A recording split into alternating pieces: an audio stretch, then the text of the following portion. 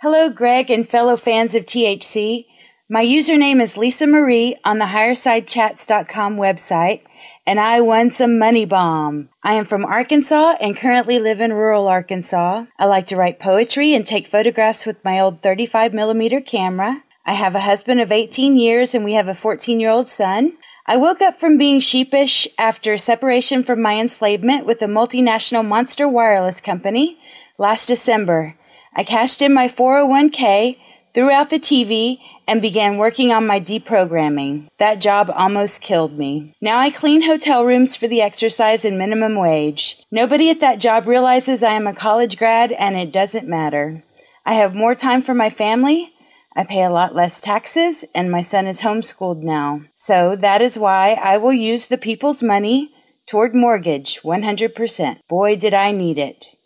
I love the subscription and the money bomb. It is the best deal in town. I dig all your topics. I love Freeman Fly and now Jamie Henshaw too, so I hope they will be on.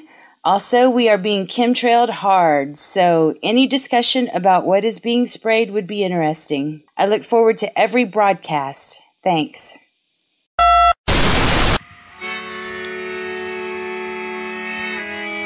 In the 1930s, President Franklin Delano Roosevelt addressed the nation through a series of radio broadcasts known as the Fireside Chats. His aim was to reassure the common man that our society would recover from its troubled times. But we're far from 1930, and I deal with a different kind of fire. For a new era of worldly frustration, we offer a fresh conversation. I'm Greg Carlwood, and these are the Higher Side Chats.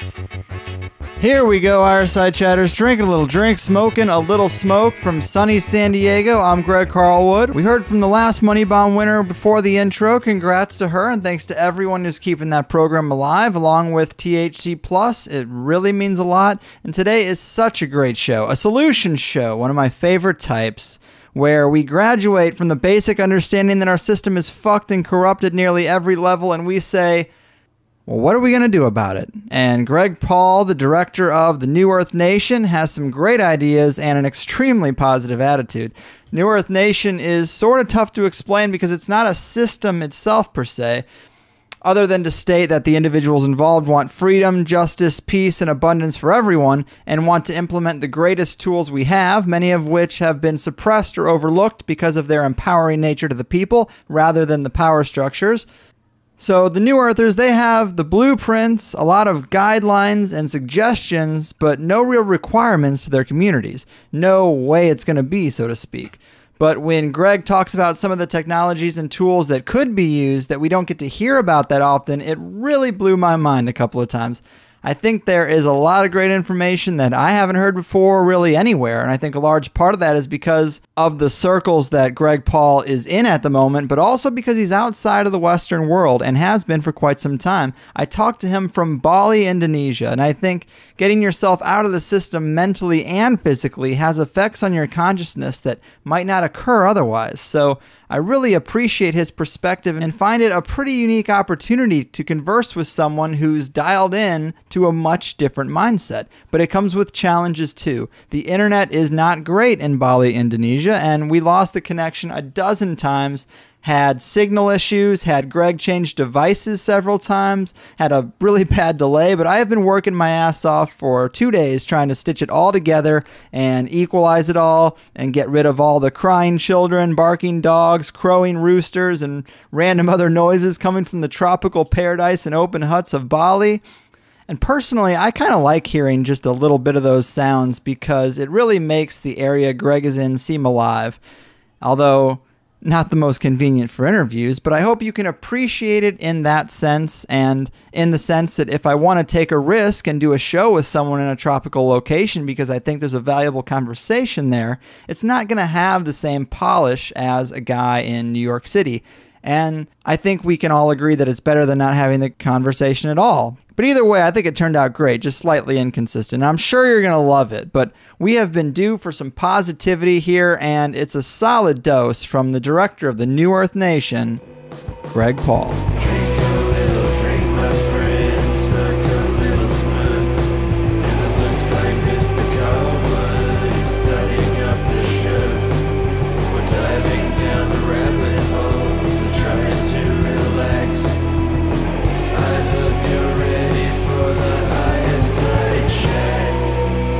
Ladies and gentlemen, boys and girls, we spend a lot of time talking about the evils of the world, the nefarious elite, and our suffocation under their matrix of control.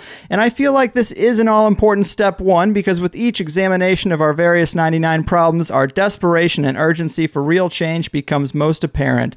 And every so often when we can, I like to do a show that explores the big step two, solutions and models that we can subscribe to get out of the violent, abusive, authoritarian system we were born into. And today is going to be just one of those shows. We're talking with Greg Paul, the director of the New Earth Nation, a really insightful and inspirational guy who's really pushing for the change a lot of us are sitting around and waiting for, all the way from Bali. I know I'm psyched to have him here. Greg, my man, how the hell are you?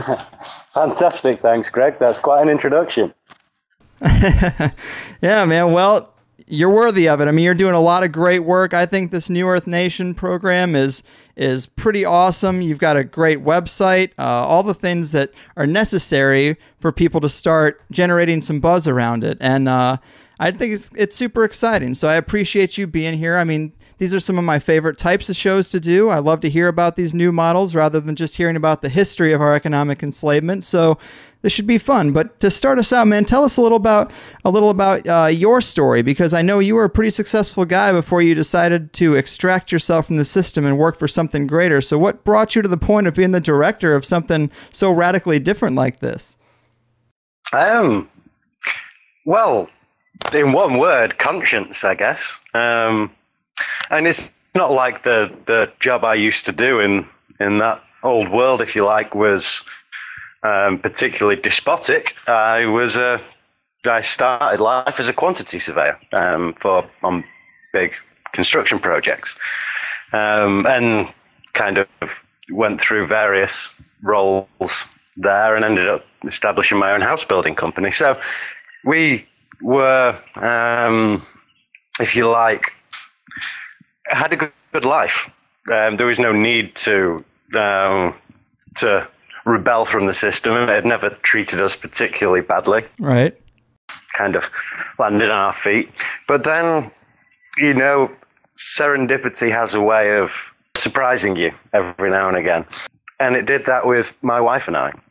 I started, I think, with us meeting a couple of people who initially, I think the two very first things we were introduced to by this man and woman partner were chemtrails, the existence of chemtrails, and the nature of the banking system, both of which we kind of shunned, like you do, and the very first time you hear it. But all it has to do is create enough of a chink in your armor that you go and take a look for yourself. And it's the usual story. We spent the next 12 months glued for 6 hours every evening to various YouTube videos and research papers and books on, that kind of thing. And come the end of it, having discovered, for me, it was the banking system, which is really the core and heart of everything. All the other conspiracy stuff was all very well and good, but for me, it was about the banking system. That was something that you could logically look at and see the real precise pathology of. Everything else I was looking at, it all seemed to add up to a big story, but I couldn't prove any of it myself. Right. The only thing I could prove was that from papers issued by the system itself was how the banking system really functioned. And it's the only thing I could dissect to the finest detail. But that was enough for me to say, I just can't do this anymore. How can I, in good conscience, continue to pay a mortgage when I know that it's fraudulent, and therefore I would be complicit with that fraud if I were to continue doing so? How can I continue to do any of those things that are essentially complicit with a fraudulent system, if I'm not to be the one that's actually supporting it, if you like? So right. That's how it all started. And we all tell ourselves stories to justify continuing doing things, the necessity card or whatever else. But you see, for us, we were on a very much a spiritual journey, very well deep into a spiritual journey, and to play a necessity card when it was already a living, really, at least partly a living part of our experience, that the universe, life just delivers whatever it is you need and want when you need it. You're on this very sacred kind of journey. Those kind of excuses don't stack up with yourself anymore. So it really left us in a place where we just had to walk away. We didn't sell the business or sell house or sell anything. We just stopped. Wow. Just didn't do it anymore. Cancelled every direct debit, every standing order. Didn't go into work. Didn't go into the business. We just stopped. Wow. And we'd see where it takes us. And yeah, you can imagine the roller coaster ride that would take one on. Mm-hmm. Yeah, fear is so strong.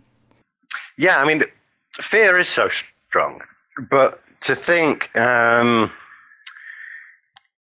it only takes one moment of courage, really, or one act of courage, because once you've taken that, there's really no going back, and the rest of it then is there may be a presence of fear whilst you're going through whatever those decisions take you, but it's empowering at the same time. Mm-hmm. You start to find that some of the information that you've been learning or some of the things you've been hearing are actually, and you apply these truths to your life, and you actually see the effect and power that has over people that you used to think had a tremendous amount of power over you. That fear just falls away very, very fast. So, I mean, we were only really in the thick of that whole journey for about 3 years, at the end of which we got everything we wanted out of it. We shed everything in every sense of the word, and we're then down to building something new. And that was when I bumped into Sasha, met Sasha, who was the founder of New Earth, and got building something new, really. Right on, man. That's an interesting story. I know a lot of people want to take that type of leap and just are held back. They're like, I'm going to do it soon. I'm going to do it soon. I can only take so much more of this. And then, 5 years goes by, 10 years goes by, and life happens, and people get stuck on the teat. They can't extract. So that's pretty crazy that you did. Yeah, I mean, most people that say, I want to do that, but right now I can't do it because. And in every one of those situations, it's because, there's some life circumstance, something outside of me that's preventing me. I need to save a little bit of money to allow me to do it, or I need to do this, or something outside of myself needs to fall into place before I will have the ability to do this. And as long as anyone is telling themselves that story, they will never do it. Great point. Great point. Because it's all about you. Mm-hmm. This whole journey, when you step on it, is just going to keep on reflecting you back to you till you can't take it anymore. I agree, man. Yeah. People have difficulties with stepping onto the path. It's only themselves that are holding them. They are holding themselves back. It's no one else. Agreed. So yeah, man, we have talked to several people who have their own brands of these new societies, all with their own philosophies and varying degrees of success, but mostly being pretty similar and almost all being better than what we have now. But introduce us to New Earth Nation. What are you guys about? Okay, well, New Earth didn't start out as New Earth Nation. It started out as a New Earth Project. So, and to a certain extent, that is still what we are. And we were really concerned with creating new models of community and society. But as the time went by, we realized that the need of the organization was actually more served by also creating a new nation, and a nation like no other. So the founding principles, really, of New Earth generally is that when you look at the problems that affect the world and the people of the world at the moment. You can boil every single one of them back down to the single fact that we all give away our inherent power to others. You know, we will have someone else, we're happy to allow someone else to take responsibility for our education, for our healing, for our own personal circumstance with the lawyers, to make laws and tell us what to do, because that's a lot easier. It's always, we always want someone to take care of us for us. And so you boil everything back down to first principles, and it's the fact that we give away our inherent power. Yeah, there may be a very corrupt system in place at the moment, but it's there because we permission it. And only when we really own that do we actually have the power to do something about it. Say, okay, well, I'll begin to take back power over my own life.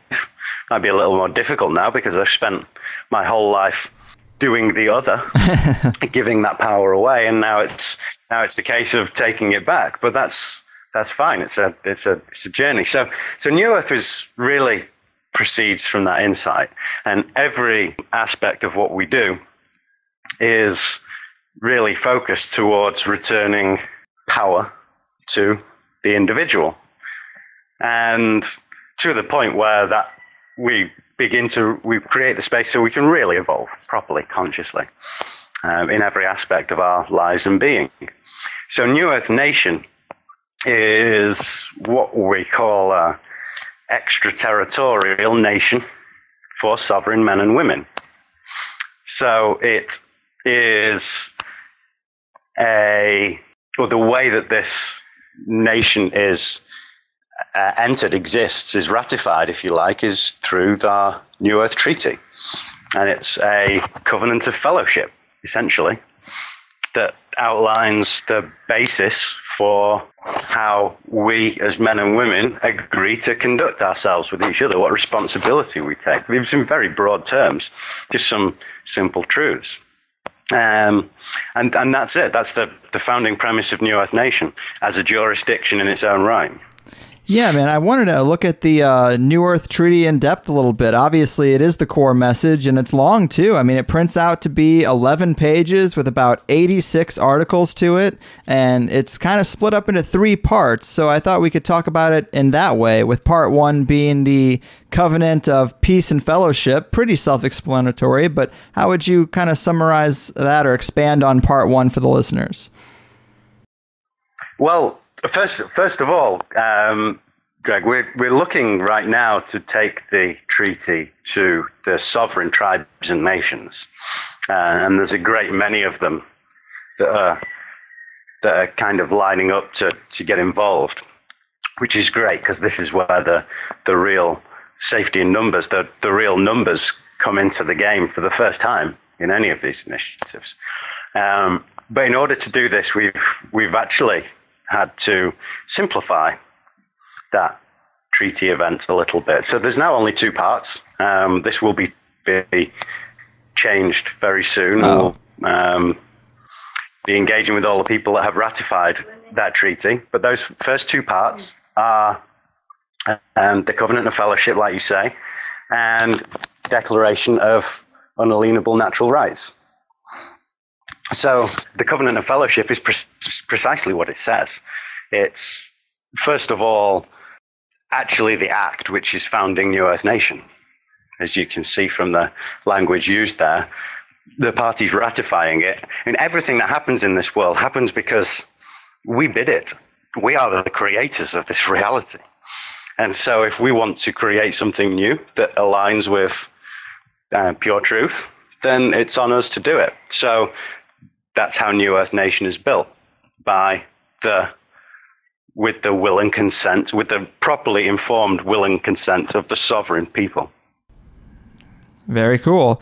So a lot of people, I guess as societal systems go, most of the listeners here will be familiar with Jacques Fresco and the Venus Project or the Zeitgeist movement. And I do like what I see from Jacques in a lot of ways, but how does New Earth Nation compare? Because there are some similarities, but there are also some pretty big differences. How would you compare the 2?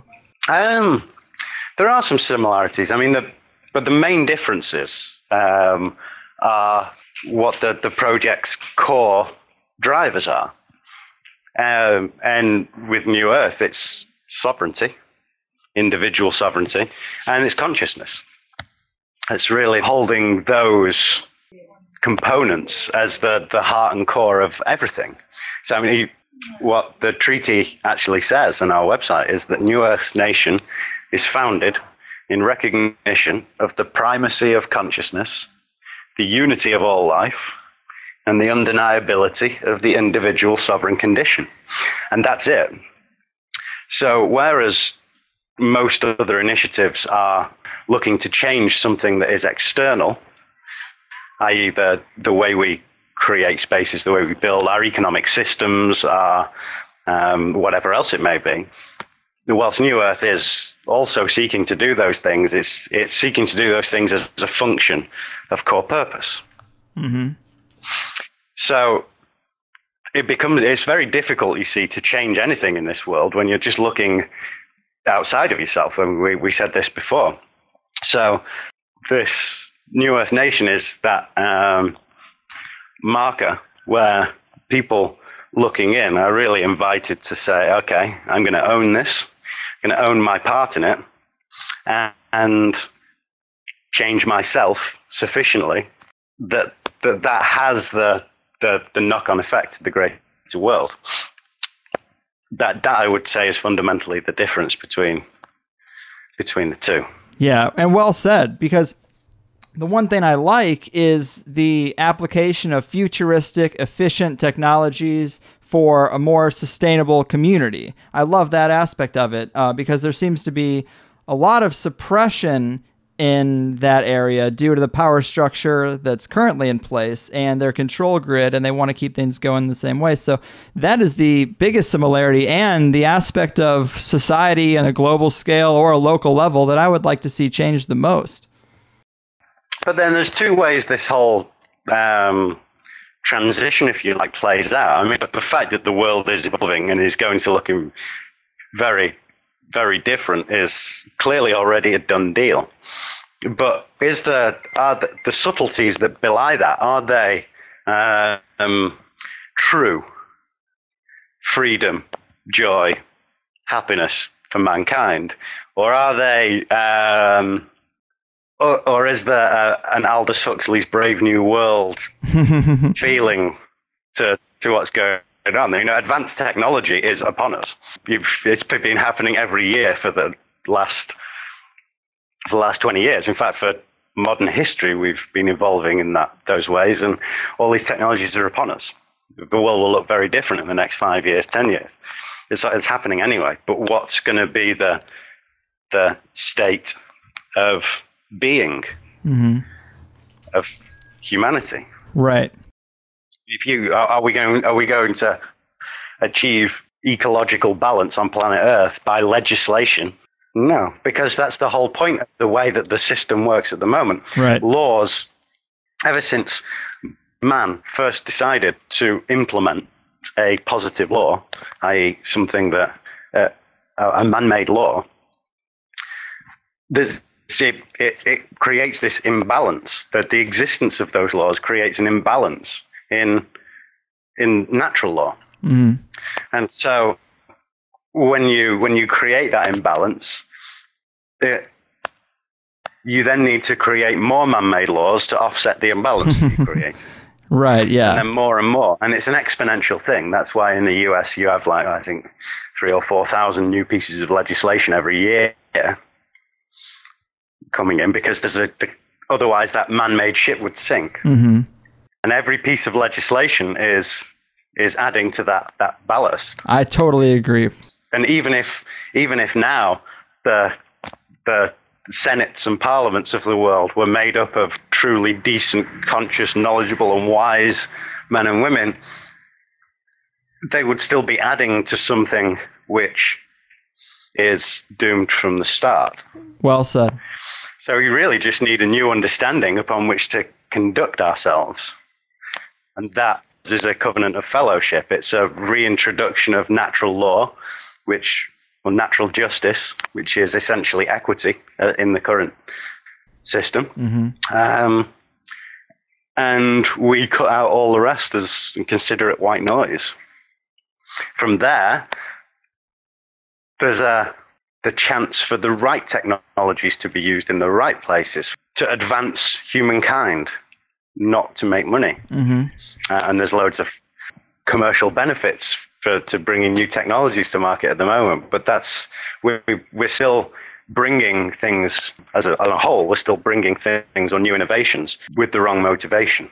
We've got to change the motivation. I agree, man. And like you said about the Venus Project and the Brave New World feel, I mean, that is one of the big criticisms, is it seems like it's kind of a top-down control system, regardless of how great it is and how many meaningless jobs it might free up. It seems like kind of a dead world, at least in the weird visualizations of it. But that's a serious distinction, because New Earth Nation, on the website, there are many different sections, many different areas of community that you guys have worked out.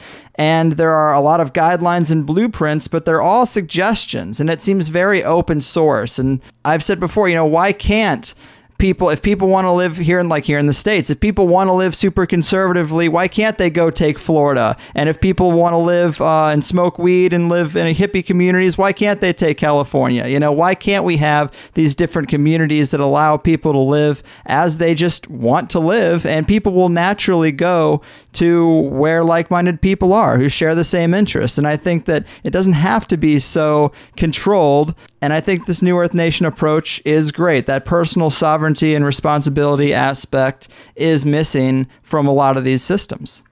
Yeah, well, I mean, God forbid we end up in a world where everything is homogenized and looks the same. I mean, that would just be unconscionable to me. What we have the opportunity to do right now is free the creative spirit of humanity. And all that creative spirit needs is a blank canvas. It doesn't need a new set of systems and ideologies. It needs new specific ways of new boxes to put things in and boxes to put people in. It just needs a blank canvas. We're so much more creative and capable of truly aligned creativity when we have a blank canvas upon which to draw. I hear you, man. Well said. And so I really want to get into the details of these New Earth communities, because this is what really matters. And we have a lot of listeners that realize the system right now is fucked. They're just spinning their wheels, trying to keep a roof over their head. And a lot of them are looking for alternatives between this and homelessness. So let's kind of talk about the communities a bit. Are there any real working models right now? At this point in time, no. We've been focusing our efforts on providing that solid base. So that is the New Earth Nation as a jurisdiction, and it's some purpose-built social networking and social tools that allow for that community creation on a larger scale. I mean, we could have last year focused our attention principally on pulling together the tools and resources we needed to build one or two communities, but that's not really following the core purpose of the project. That is just creating new models. Whilst we intend to do that, we're being more interested in at this stage is creating that is providing that blank canvas, so that now instead of us as a group having to act as almost a real estate developer, we now have a canvas upon which tens of thousands of community groups can come together and create their own spaces with the tools and resources that they need at their disposal.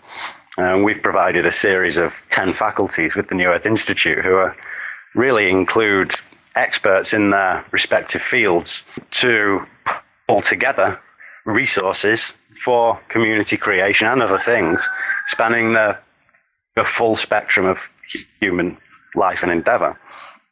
So we're focused at the moment really on aggregating all those resources and providing the IT platforms that really allow this to happen, because it's a connection thing. It's a community thing, and the web is the thing that's facilitated that. So I think we are expecting, certainly within the next 4 weeks now, maximum, for the New Earth Community portal to be launched. Nice. And that is, I mean, it's an alternative to Facebook. All of the conscious groups on Facebook have taken a massive hit over the last 8 months or so since Facebook changed its algorithms to suit commercial groups. So all those platforms that we use in the Google world just don't suit this evolutionary process.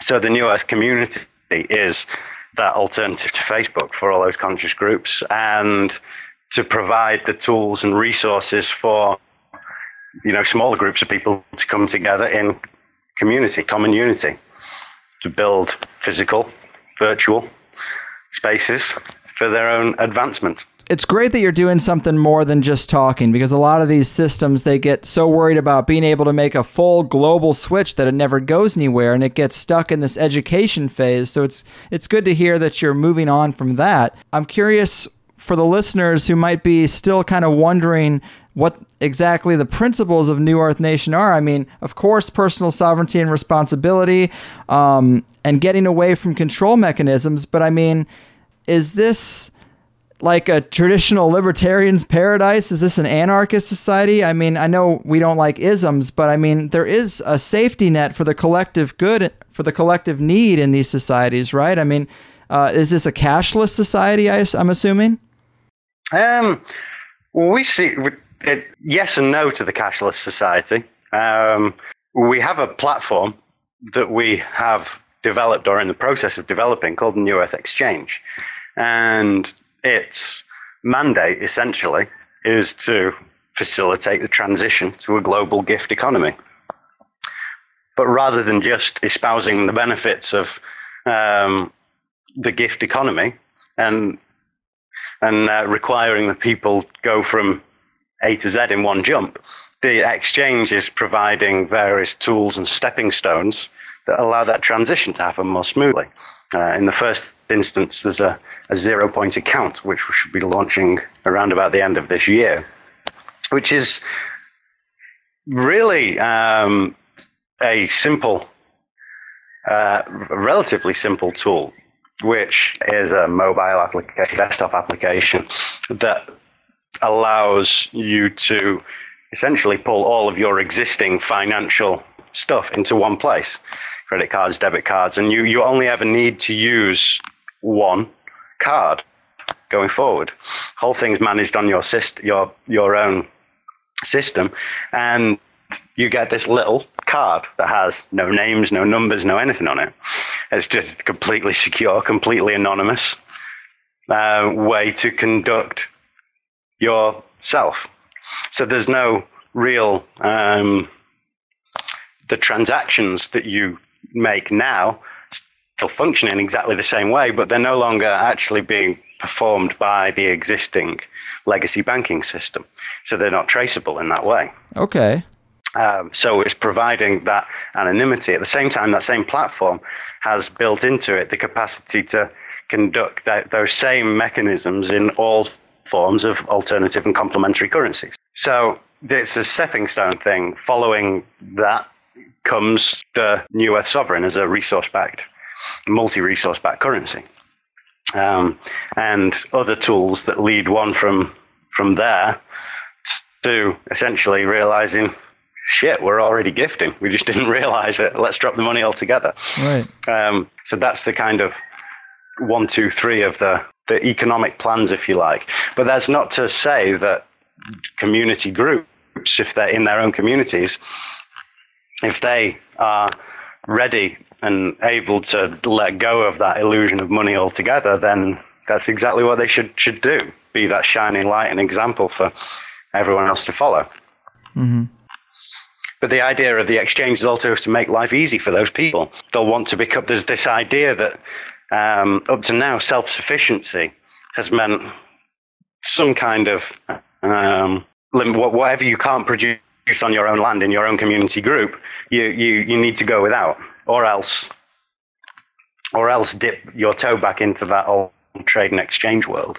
So the exchange is there to soften that process as well. Okay.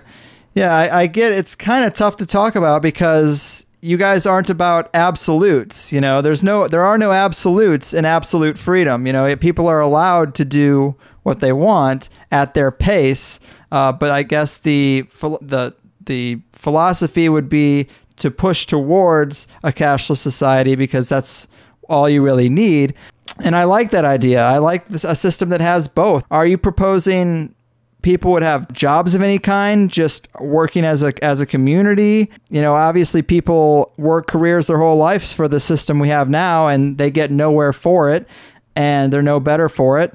And how is the New Earth Nation going to approach the idea of careers and attracting currency and having ownership of possession of objects? Well, and you really need to address the core idea of careers at the moment.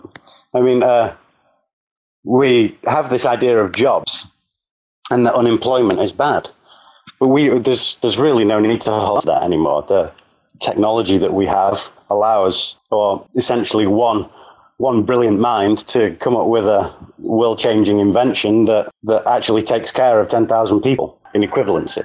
And so there's no need for us to be rushing around to employ all those other people. We just need to stop being selfish and sharing. Everything's there. And if we do that, we open up more space for the rest of mankind to be even more creative and for them to do the same. And the natural abundance that flows from that kind of a philosophy is vastly more or vastly greater than that which we have now, when 99% of the population are having their creativity stifled by the need to put food on the table, doing something they don't like. So I always take these questions back again to first principles, because how can you anything that we try to suggest or impose as a model, as any given model for careers or for jobs or employment, is only limiting all the things that we stand in service of. Yeah, I definitely get that. And I'm a much bigger fan of the approach that if people were allowed to have their full creative expression, it wouldn't be thought of as work. It would just be thought of contributing to the general community, because you have 24 hours a day, 7 days a week of your own freedom.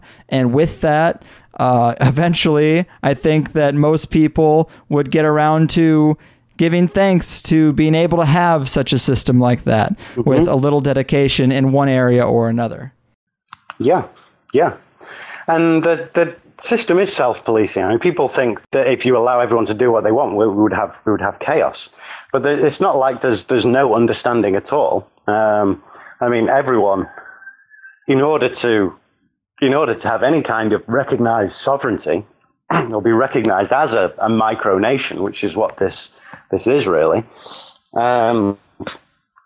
needs to show that they're able and willing to do that. They need to outline the principles upon which they are willing to conduct themselves as a micronation for other people to decide whether they want to interact with them. And so we're with that treaty, as you've seen, those principles are very small and simple, but they're nonetheless the guiding principles. Cause no harm or damage. Mm-hmm. Don't impinge the free will of others. There are one or two more, but these are principles which align with natural law. They're what your heart speaks to. If you were asked well, how you're going to express yourself in each moment, we'll always naturally comport to those basic guidelines, as long as you're in alignment with who and what you are. Well said, man. And for those who aren't, we still don't. No one's suggesting that we abandon every judicial system. The system as it operates at the moment actually does quite a good job of protecting the really sovereign and conscious individuals of this planet from what it terms the idiots, paupers, and lunatics. It doesn't do it in a particularly nice way, and it does it using entirely the wrong law forms and principles, but that's what it does. It serves that purpose, and that particular purpose shouldn't be taken away. Mm-hmm. Yeah, man. I know a lot of people want change. I think they're just afraid of the inconvenience of it. I mean, the use of technology and intelligent architecture to give people a high-end like quality of life and convenience without a lot of the sacrifices is pretty important, because I don't want to go live off the grid and have to shit in a community pot to fertilize the garden with it, you know? Yeah, but it doesn't have to be that way. There doesn't have to be going back to that. The whole point of New Earth is to show that it doesn't have to be about going back to, breaking your balls farming for 20 hours a day just to put food on the table, living off the land. We've gone past that point where free 0-point energy is now available in near infinite applications, and that alone is what can free humanity. I mean, we have now, where we had maybe a number of horses that did all the work on farms, we now have tractors that do the work of 10,000 horses. And oil allowed that to happen. But it's limited, and it's causing damage to the planet. But with one simple technology, all that can change. And then there's no limitation there. When you actually, this is just basic maths. When you apply that principle out across the whole system, if you like, it can't not make life very, very easy and simple for people, provided you make those tools and technologies accessible to all. And people also have some fear of where we're actually going with technologies. I mean, you look at a lot of the movies that are produced now by Hollywood, about artificial intelligence and things like that, for example. And I actually see now some initiatives and some real big scientific projects that are actually moving towards artificial intelligence. And, the first reaction to that is, shit, that's the dark side. Yeah. But it's not, because we're evolving as a species. Right. And as we, the level of consciousness on this planet is raising, and fast. And by the time 20 years down the line, when that artificial intelligence is at the level that folks say it's going to be right now, the level of consciousness will have shifted. It will be performing an entirely different function. And we just don't have the capacity right now to see what that is. But it's more fear to think that these things are wrong or are going to destroy mankind. Nothing is going to destroy mankind. We are the creator of this reality, or the creators of our own reality. What do we want to see? Well said. And I did see a few mentions of like free energy on the site, and this is something we've done shows on before, the idea that there are free energy devices that are being suppressed. I'm kind of curious how your communities are going to go about managing the energy grid. What technologies are being proposed? Well, there's a number of true 0-point energy devices available, and a lot of which have come through to us in our science and technology group. Really? That's interesting. But to not delve too deep into those things which we couldn't put on a physical site tomorrow, and therefore to protect those who have brought those to us. And I can just give you some examples of really grounded technology that right now is available. Sure. I mean, the director of our science and tech faculty is an amazing human being called Doug Lindman, who was a former NASA chief scientist who has developed nanotech solar liquid paint. It's fully developed. It could be painted anywhere on anything tomorrow. And it's a 2-layer paint system that allows you to paint anything to power anything. You could paint tarmac roads to power the cars. It's there. It's ready. 1 gallon of paint costs several $100s to produce. It covers 20 square meters and provides 8 kilowatts of power. That's unprecedented. Right. Yeah, that's a whole house of solar installation for, $200. So these technologies are actually here and available right now. their feet on the ground stuff. The world can understand them and get their head around them. They're just efficient applications of science we understand today. So there's really no limitation. Interesting. And I know you can't say much about zero-point energy devices. I mean, it is a big debate, and the safety of these scientists and pioneers is super important. But I run into a lot of people who just either don't think it's possible, don't think it's ever existed, just because they haven't seen it on Fox News or CNN.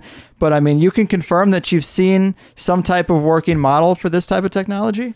Yeah, I can confirm that a number of people in our group and team have either witnessed zero-point technology working or have developed them themselves. Wow, that is so exciting. Yeah, but things are being cooked. I mean, these technologies have been around for a long time. Tesla pretty much cracked this a century ago. The world wasn't ready for it. Right. And the world still isn't ready for it. The world will be ready for it when we will only have access to that godlike power when we're conscious enough to wield it. It's that, but that everything that I've been involved in a lot of this stuff for several years now with various zero-point energy devices, and the things that happen to prevent this stuff coming out are just not just the most remarkable and strange coincidences. It's unbelievable. It makes you laugh. It would make most people cry if they'd been working doing these things for so long. But that's right. Life is not ready to permit the world to have that much power right now. That's the natural conclusion. We're just not ready for it. But we're getting there. Right. And small pockets of people have really gotten to that space where they have the wisdom and humility to respect that kind of power and technology, and those people already are benefiting from the fruits of it. I fully agree. From what I've seen, just online and just digging deep into the conspiracy realm, there's a lot of compelling evidence that this stuff exists, and people would be incredibly shocked to learn that there are zero-point energy devices while they're paying their utility company month after month to keep this old system in place just so their money can keep reeling in. An analogy that I like to use is I know someone who adopted some kids from a third world country, and the first time they went into a grocery store, they just dropped to their knees and started crying. They couldn't believe that there would be a room this big just stocked with food, because where they're from, that is a radically out of the box idea. And I think that the transition would be just as jarring for people if they really saw any of these technologies implemented, because we haven't updated the electrical grid. I mean, since I've been alive, I'm 30 years old, we're still dealing with telephone poles and wires that are all hard lines to every house in the nation. I mean, it's time to update. Yeah, but I don't know that it is time to update. I think it's time to just get rid of it altogether. Well, there's no reason any longer why we should have centralized distribution of utilities. Right. If sovereignty is the goal, then individuals and small community groups need to be the ones who have the keys to the power. Wow. Not centralized operations. It's so much easier and cheaper that way. It's cost so much money and been so difficult to create these big infrastructures. Yeah, right now, even with the existing technology we have, right here where I am in Indonesia, most of the power comes from diesel generator power plants. And so they pull all these big diesel generator banks into one place, generate the power there, send it through inverters where it loses 15%, send it down transmission lines where it loses another 20%, send it through more inverters, and by the time it gets to to light switch, there's only 15% of that generated power there. Now, if every home in this country had a small diesel generator, they're connected straight up to their mains, and without bothering with metering or anything like that, then that itself would chop their bills, their usage, their consumption in third. So it's a massive, already it's just to keep this whole centralized distribution network we have, it's already a massive burden. We don't need that anyway. So when you bring new technologies into the picture there as well, it just makes even less sense to try and build a centralized grid. Agreed, man. And I'm glad that you guys have secured a little bit of land. You're working towards that, working towards the next phase, because I mean, I'm just a much bigger fan of that type of approach rather than the endless education, because people, a lot of them aren't going to be convinced until they see a living, working, sustainable model. Then they can't call it impossible anymore. So, and that's a big part of the manipulation from the puppet masters also, is they convince us that these things aren't even possible. They say resources are limited, it's a dog-eat-dog world out there, and it's hard to lie in the face of a working model. So do you have any idea how close you are to that? I know the website throws out goals of having multiple cities open in March of next year. Is that still the plan?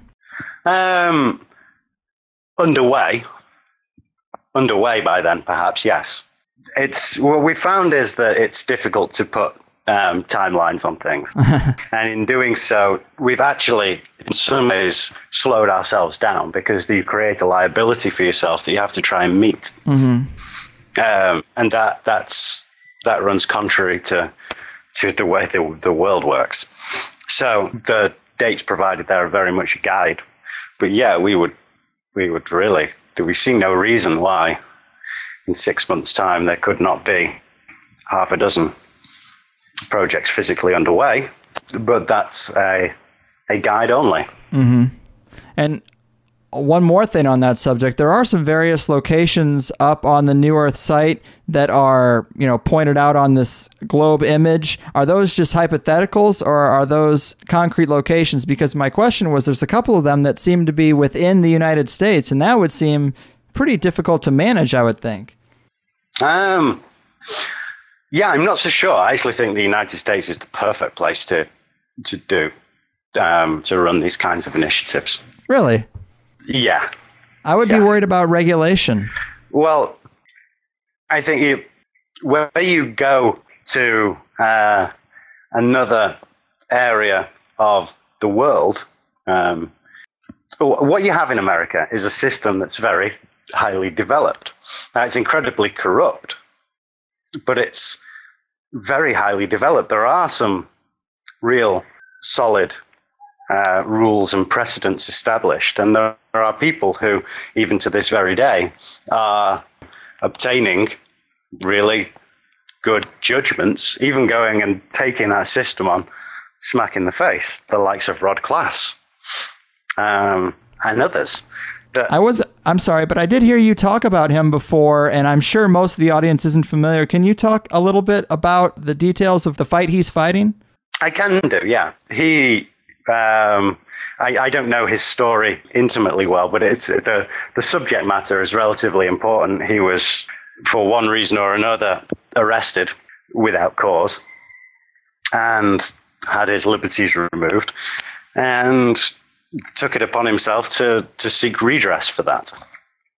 And his process proceeds from the insight that every time a so-called citizen of America is prosecuted, they're actually being convicted for war crimes against the state under the War Powers Act. And so he's addressing that constitutionally. And I believe the case, he was due to have a hearing in the next few weeks, but it's been completely dropped purely because of, I think it went before some other judge or tribunal in the meantime, who said that, this actually has merit. I'm sure that you want to continue with this, Mr. Prosecutor. But the point is that there are a lot of people who are having similar results. These things don't generally come out publicly because it's not in the public interest, as the system defines the public interest. Most of the cases and people I know that have had success, and I see it as 100% success ratio for those people who understand who they are. There's a litany of them. They're all over the place, and it's happening every day. But the ones that are successful are not generally fighting publicly. They're conducting their own affairs privately, and their matters are being settled, and it's happening all over the place, but it's happening privately. You can't bring truth into a public courtroom. If you do, that in itself is or is viewed by that system as a public nuisance or whatever. Yeah. And you can understand why. You've got to put yourself in other people's shoes. Yeah, not all. I mean, I've been in front of a great number of judges, and I haven't actually met a single one that I would say, in my experience, that I would say is undoubtedly corrupt. I've met one high court judge who I would say was one of the most honourable and decent human beings I've ever met, and a number of county court judges who were all variously had some level of morality or were a little confused. But I never met anyone. I've never come across one that was out and out belligerent myself. That's interesting. I mean, I know you do have a high understanding of law and a lot of experience and how to deal with the system. And I mean, since we're on the topic, is there any general advice you'd give to people when dealing with police? Because a lot of this natural law and sovereignty stuff sounds good, but I mean, I don't even think the police are informed. You know, sometimes there's this insinuation that the police all know these secrets and they're just keeping it from you. And if you just ask the magic questions and say the magic phrases, you can get out of a speeding ticket. But, you know, I don't think a lot of these cops are even informed to the basis of some of these things. I mean, how would you suggest people deal with them? Yeah. Well, there's no magic questions to ask. It's a case of understanding who you are and applying it. But there are some very simple principles that one can apply. And I guarantee you will never be convicted of anything because it makes you essentially unconvictable. Everything that conducts itself in that world, every charge that comes along, is contract. An agreement needs to be reached before there can be anything, before anything continues. Now, dealing with civil matters is a different thing, but when we're just talking about petty criminal stuff, or so-called criminal stuff, speeding tickets, and not answering police questions, not giving names, all that kind of stuff. It's really so incredibly simple. The agreement that you need to provide is a name, because you have to be some kind of, you have to agree that you are something that the system can see and understand. Mm-hmm. Yeah, it can't be. There can't be federal government versus spiritual being. It doesn't happen like that. It's versus name, and it doesn't mean that we have to let go of all these things that we use to conduct our lives. It just means we need to address our relationships with them. You're asked, "What is your name?" That's the question. And the subtleties of language and the way it's used is where the key is here. I mean, when you start to really question the very fabric of everything, you know, you probably recognize that ownership is an illusion. No one can own anything. It's a concept. Mm-hmm. So the very question, "What is your name?" implies ownership. And it implies that one who answers that question by giving a name is claiming ownership over something. It's implied there. You know, what do those questions actually mean?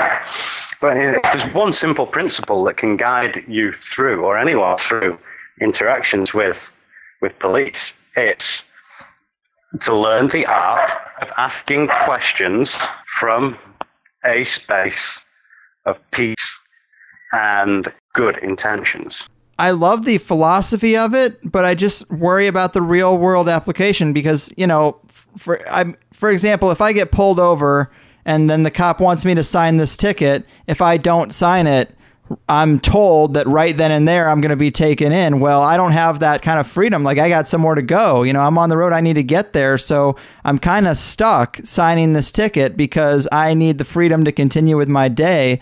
And I feel like if you take the route of the sovereign citizen, sometimes you're entering a lot more, inviting a lot more trouble into your life, a lot more hassle. Is that not true? First of all, number one, I would never suggest you go the route of the sovereign citizen because it is by its very nature aggressive, and you're going to lose at some point. People will say, "Well, I'm not doing this. I'm not doing that," or "No, I won't give you a name." These are energetic barriers. Yeah, when you do those things, you're actually creating a line between you and that other human being. And your only hope of really, really living this principle is when you connect with that other human being that you're engaging with. There is no uniform. It's in your head. And if you move past that idea, then the whole idea that this other man is going to cause you harm, it is ludicrous. Because he can't, because he doesn't have the power. He doesn't have any power that you don't give to him. At the same time, when we first start doing this, it's not always as clear cut as that. We have to go through it a few times before we really start to get it. And if we are taking the stance that, well, it's more convenient to me to sign this piece of paper so I can get on my way and not be late for my meeting, than it is to go through this experience and learn from it and educate some brothers in uniforms at the same time. If we're going to walk away from that life experience, then we deserve everything we get.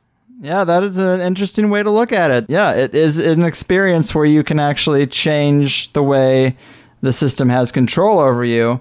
Yeah, but you can make it, it's like if you put a child, a really innocent, pure child answering police questions, they would make them look so stupid in a few minutes. Imagine a 5-year-old child with no fear in a police interview. You could make a police officer look incredibly stupid. It's not him that's doing it, it's the police officer that's doing it. We have to come back to that innocence of a child. Yeah? Mm-hmm. You've got to love these people. I've had so much fun with at police stations with police officers. I've always got a beaming smile on my face, and it's not forced. I'm really enjoying myself because I know that this is my opportunity to change that man or these men's life forever. This is my opportunity to help them see the truth of who they are and the folly and the path that they've been taken. That doesn't happen from me telling them or dictating this is how it is and this is what you do. It doesn't happen like that. Happens with the simplest of questions, like if you are asked for a name, just the simplest of questions, like is there a law, brother, that requires me to have a name? There's one that requires, there might be one that requires me to provide one. If that's what you say, I'll believe you. But is there a law that requires me to have one in the first place? And could you show me that, please, brother? And have some real fun. I remember being on a certain matter in a police interview, and I'd had to sit in a cell for an hour to wait for this because I'd been through this experience a few times. I asked for a Bible, something to read, and when we get to the police interview, it's Officer Dave. I've already got to know these local police officers, and we've had a lot of fun because we bring the right energy to things. He sits down, he says, "Greg, why is it that you don't want to give us a name? Why is it that you're doing that?" And I'd been reading through the Bible, and I said, "Brother, let the good book answer this question for you." And he says, "Okay." It says, "Do not give that which is sacred unto the dogs, and do not throw your pearls to pigs." And he was pissing himself laughing. He couldn't. It was being recorded by the Crown Prosecution Service. We're going to listen to this tape, so he couldn't blart out big fits of laughter. But he was laughing. He was holding his stomach and creasing himself, and just these simple things to make light of the situation, just diffuse anything. In another similar interview, they started off with very official stuff, and I just said, "Guys, before we start, there's something you really need to know. It's really important that you know this." And I just looked each of them in the eye and I said, "I love you, and I love you." And I really meant it. And they was stumped. There was silence. Jesus, what do we do now? And then for the next 20 minutes, they sat there and answered my questions while I questioned them. It's really, really simple, but you've got to be peaceful, and you've got to really care about those folks. If you're going to be belligerent, if you see them as the enemy, you're going to get your ass handed to you. You're not going to learn anything. You're not going to grow as an individual. You're not going to get it. Wow. That's a pretty insightful way to look at it, man, because I definitely have the wrong energy when a cop walks up to my window, and maybe I should change that. Yeah. Well, Greg, I think that is as positive a note as any to kind of wrap this up on. I mean, I think this has been great. It's been really informative and exciting. We've had some struggles along the way to stay connected, but are there any other words you'd like to leave the people with? Any advice on how to get involved with those already interested? I mean, outside of the treaty or anything? We're always looking for, we have a volunteer team at the moment. Of some 300 plus people. It's quite a big operation. And there are a lot of key roles that we really need help with, key things that we really need help with. If there are people out there that feel inclined to get involved, to become involved in the administrative team for the Tribunal for Natural Justice, to help out with PR works and an IT director we're in desperate need of at the moment. A number of other key roles. Anyone that has anything they really feel inspired to contribute to this initiative and this unfolding, please get in touch with us. You guys are on Facebook and Twitter, I'm sure, as well, right? Yeah, we are. Yeah.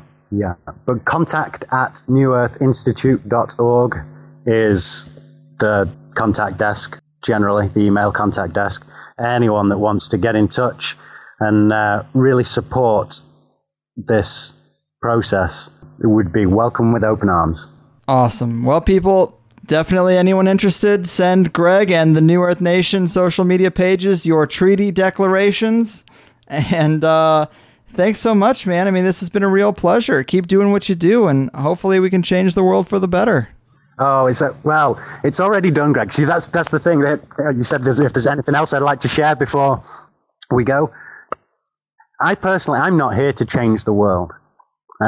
This world is absolutely perfect just the way it is. I'm here to help share that realization that absolute peace, absolute joy, absolute happiness is here right now. It's there for everyone. That perfection, that heaven on earth that people have been searching for, is already here right now. And all we've got to do is just turn up. Well said. Higher level thinking, man. And I love it. And when those domes open up to the public, let me know. I would love to come out there and cover that. And I think the idea of those acoustics is pretty sweet. Cool. Well, like I say, we have a prototype in our garden. If you find yourself passing through Bali, Greg, anytime, then you are welcome. All right. Good to hear, man. Well, thank you for that. And again, take care of yourself. I love what you're doing, man. Have a good night. You too, brother. Much love. There we have it, people. I apologize about some of the hiccups, but I edited that from a solid D to, I would say, a B- quality-wise. But Greg Paul was a great guest, way more positive than I've been lately, but it's fun to talk to folks like that. It kind of rubs off on you. So if you liked the first half, hearing about New Earth Nation, personal sovereignty, responsibility, natural law, and one of my favorite sections on how to deal with police and the courts in a more effective or at least a more interesting manner, and Greg's confirmation that zero-point free energy devices are very much a practical reality outside of the grips of the shadowy dicks atop the pyramid, then I am sure you would enjoy the extended conversation about some more super interesting technologies that could be implemented for the good of mankind, details on building housing structures that use the principles of sacred geometry to have a true energetic effect on people who walk into the room, building on vortexes, harnessing this knowledge, drawing fractal energetic patterns in the desert to make it rain where it's been dry for 100 years. I mean, what the hell is that? We also talk about pricing and options for purchasing a home in an upcoming New Earth community, and I urge you, if you are interested, please sign up for THC Plus. We're just getting out of the first month, and although I have been saying 5 shows for $5, we actually squeezed a 6th one in there. So now you could cave in and support the THC adventure for $5, and you could listen to excellent hours with not only Nick Redfern, the great Robert Phoenix, and the amazing Marty Leeds, but also a dominant second hour from David Politis and his missing 411 material that I just can't get enough of. and an awkward race to the finish with Jan Irvin. But the first month of THC really has everything. And I've gotten so much great feedback. Everyone is loving the longer shows and the new site. In fact, because listeners were already logged in there, we're seeing a ton of more comments and conversations about the shows, which I've always wanted. And I always read, but I'm going to try to be way more engaged in. You also get a place in your profile for guests and topic suggestions, which most people have used. That's actually how we got Marty Leeds. I hadn't heard of him until I heard from one of the Plus members, so I'm glad we got that request. But a community is forming, and I am so thankful for that and for the support. And I hope that the free listeners will see just how little $5 a month is, and I really only get $4 and some change after PayPal takes a cut. But I digress. The low price is there to bring in the numbers. I don't want anyone to be denied access. And I think getting upwards of $7.50, $9 a month, I mean, that's kind of crazy. I think $5 is a barrier of entry that anyone with an internet connection and a smartphone can achieve if they make the choice. But in terms of today's show, I really liked the idea of fighting police with love rather than facing them in the streets by protesting, from the philosophy that the external world and its energies are going to be a mirror of what you're putting out, or feeling on the inside, even just the intent. I think there might be some truth to the clashing of the state and the people and just how futile it really is to try and win the game that way. Maybe we should kill them with kindness. It's not what I always do, but I'm glad that other people are out there doing it, and I'd probably recommend it for you. It's kind of in line with a Facebook post I made about Ferguson, actually, that was something to the effect of, wouldn't it be legendary if protesters in Ferguson decided to break the curfew by screening "Remember the Titans" on the side of the destroyed Quick Trip gas station? And that is largely phrased as a joke, but the point was, how would that look on TV? How can you paint those people as looters? How can you twist black and white people sitting in a parking lot, maybe grilling, and watching a movie based on a true story that was overcoming racial issues? And Ferguson is about way more than racial issues. It's about police aggression and the general disrespect that common folks, and more specifically poor folks, get from the privileged police, and the lack of consequences they have for any actions. But the point is, just instead of a confrontation with police, peaceful or otherwise, throw a party, spread some love, give them a goddamn plate of ribs and a lawn chair, and watch their brain break as these guys are ordered to arrest these people, mace these people, etc. Because when you face off against them, their adrenaline is going. They're buying into the bullshit that the common man is the enemy. But if we're really kind to them in the face of that aggression, maybe that spell can be broken. You know, maybe they'll be going home at night, kicking off their boots and just crying because they can't believe the side they're working for. They now see the truth. I don't know. It's an idea, but it takes a strong-willed, higher-level mindset like Greg Paul's to achieve that. And maybe it is the mindset we need. But I'm going to shut up before I have to kick my own ass. So contribute your tunes to podcastmusicarchive@gmail.com. Tell your favorite other shows about the program. Pick up one of the amazing Conspiracies t-shirts I've designed at conspiracies.net to project these bold truths from your radiant chest. And maybe sign up for Plus and start commenting with the rest of these enlightened folks. I love you guys. I hope you return the sentiment, and I'll see you next week. It seems as if the idea that true change comes from within is today's lesson, and nothing happens without taking the first steps to action. So it's your move, audience. Your fucking move. I smoke a joint when I wake up. Gets my mind thinking. And then I meet up with a friend. And we start heavy drinking. And I know it ain't the life for everyone, but it works just great for me. Enjoy the weather and the sun, and of course good company. I could explain it in detail. When you visit you will see. You'll have fun but you'll forget it all in sunny San Diego.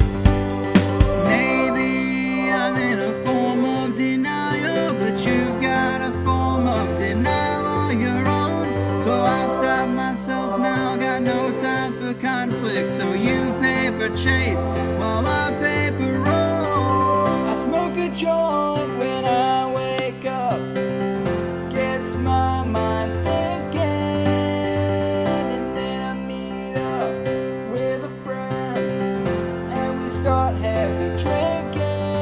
And I know it ain't the life for everyone, but it works just great for me. Enjoy the weather and the sun, and of course good company. I could explain it in detail. When you visit you will see.